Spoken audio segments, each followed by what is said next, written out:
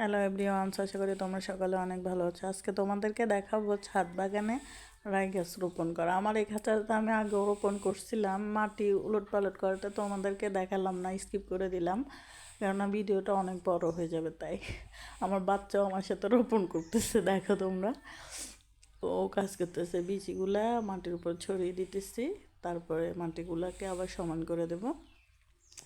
এই যে দেখো কীভাবে রোপণ করতেছি, চারিদিকে ছিটিয়ে দিতেছি। আমার বাচ্চা দুষ্টমি করতেছে ছুরি দিয়ে। এই যে সবগুলা বিছি ছড়িয়ে ছিটিয়ে দিলাম। আরও কিছু দিতেছে, একটু ঘন করে দিলে ভালো, বেশি করে দিলে তাহলে দেখতেও অনেক সুন্দর লাগে, অনেক ঘন হয়ে উঠে, মানে পুরো খাঁচাটাতে একদম ভর্তি হয়ে যায়, অনেক ভালো লাগে।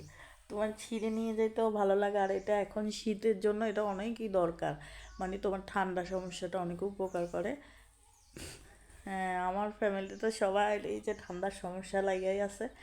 আমরা প্রতিদিনে এগুলো এখান থেকে, আমার এই খাঁচাটাতে ভর্তি ছিল, নিয়ে ভর্তা বানিয়ে আমরা সবাই খাইলাম।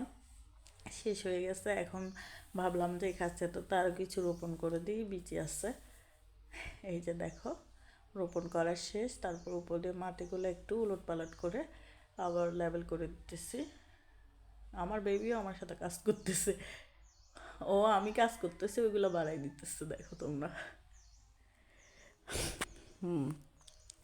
ও অনেক পরিশ্রম করতেছে আমার সাথে। যাদের বেবি আছে তারাই জানে, মানে কাজ করার সময় ওরও কাজ করে, কাজগুলো আরও বাড়াই দেয়। আসলে এটাও অন্যরকম একটা ভালো লাগা। এই যে দেখো আমার বাচ্চাও আমার সাথে কত কাজ করতেছে। হ্যাঁ, তারপরে পানি দিয়ে দিব, কিন্তু আমি পানি দেওয়াটা স্কিপ করে দিতেছি, কেননা ভিডিওটা অনেক বড় হয়ে যেতেছে। এবার এই যে রোদ্রে নিয়ে রেখে এখানে পানি দিয়ে দিব, হালকা করে পানি দিয়ে ছিটিয়ে দেবো। বাই বন্ধুরা, ভালো লাগলে আমার ভিডিওটা সাবস্ক্রাইব করে দিও।